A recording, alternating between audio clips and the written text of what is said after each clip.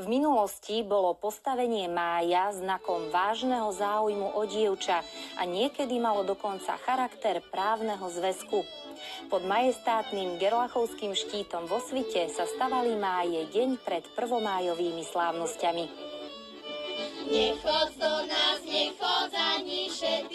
Určite som to pripravovala dosť dlho, lebo je to vlastne tradícia vo Svite. Stavanie májov sa robí už dlhé roky. A vlastne tým, že ja som síce nový pracovník na meste, ale som sa aktívne zúčastňovala týchto stavania májov ako občan, hej, čiže som vlastne videla, ako to prebieha.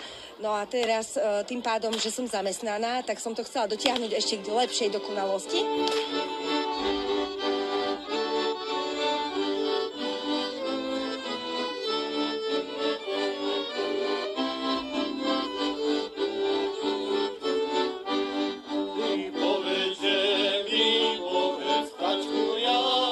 V súčasnosti stavajú máje chlapci z folklórneho súboru Jánošík.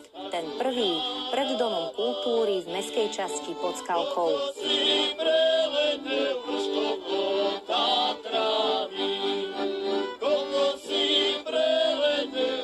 Klobučík, košuľka. A to už teraz aj ide. Klobučík, košuľka a už človek sa dajak vyzerá. A hneď by sme povedali, aha, ten je stámať, hej. A ja by som tak bral, keby sa chodilo normálne aj do školy, do roboty. Tak, mne sa to ľúbi a verím tomu, že aj viacerým ľuďom by sa to ľúbilo. Len to neskúsili, lebo nezdedili, nemajú. Ale ja som zdedil, mám a idem. Teraz značky nemáme na autách, už sa nerozoznáme. Rozoznali by sme sa podľa košele, podľa klobučíka, podľa narečia. Však už ani toto nevieme, ani rečovať už neznáme. Táto tradícia je vlastne porevolučná, pretože predtým sme tu mali iné zvyky. No a je pekné, že sme sa vlastne vrátili k tradíciám, takže my radi prispiejeme vždy nejakým programom. Je tu dobre, aj tu rada chodím, ale musíme veľa cvičiť. Chodím tu rada a ma to baví. A hlavne, keď máme vystúpenia. Priestor na námestí pred Domom kultúry vo Svite patrí 2. máju a postavili ho tiež členovia folklórneho súboru Jánošík.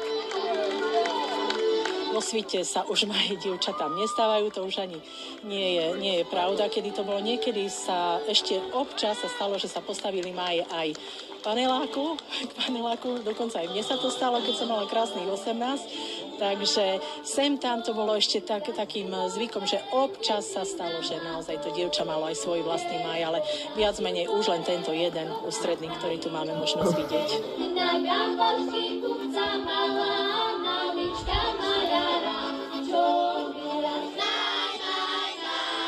Aj 3. máj stavajú členovia folklórneho súboru Jánošík pri západe slnka pred kolibou vo Svite. Je to úctyhodný počet a nebýva to hocikde. Mesto Svit oslavuje 90. výročie tohto roku a náš folklórny súbor Jánošík máme 68 rokov, takže vám neviem povedať, či od prvého roku sa stavalo, ale určite mladenci chodili stavať dievčatá máje.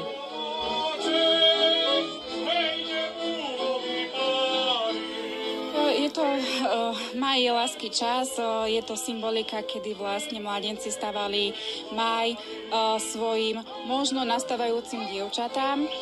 Mladé dievčatá zdobili stužky.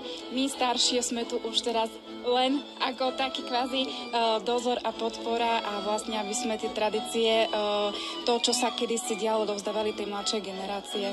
Pre mňa stavanie májov a v podstate každá folklórna akcia znamená stretnutie s rodinou, s priateľmi. V tomto súbore som už od 14 rokov, takže v podstate všetko. Súbor je všetko, folklór je všetko. Tak vlastne vo Svite stávame máj preto, aby všetky obyvateľky, ženy mesta Svit mali vlastne tú istú možnosť. Mať vlastne spoločne postavený máj, aby sme to nemuseli robiť pri každom dome zvlášť.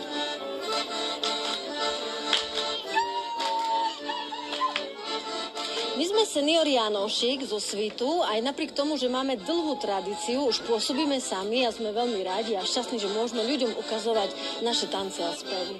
Keď ich môžeme potešiť. tým, čo vieme. Keď sme seniorský súbor, tak si veľmi dobre pamätáme, keď sme sa vydávali, že aj pred našimi dommi stáli takéto veľké krásne máje, ktoré zdobili naše príbytky. Čo sa týka stavania májov, je to radosť, veselosť a hlavne spomienky na to, ako niekedy fungovali naši otcovia, pradedovia a starí rodičia. Samozrejme, stával som aj ja, maj, keď som bol mladý, frajerke svojej, skoro bola už potom moja manželka, takže mám tie skúsenosti. Koľko májov mi chlapi postavili? Asi tak 3. Viac nestihli. Najdôležitejší bol ten, ktorý mi postavil môj nastávajúci manžel.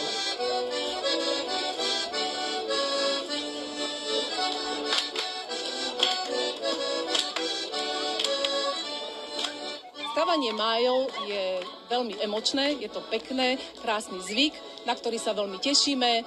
Chlapci samozrejme zvlášť a dievčatá takisto. Je to veľmi pekný zvyk.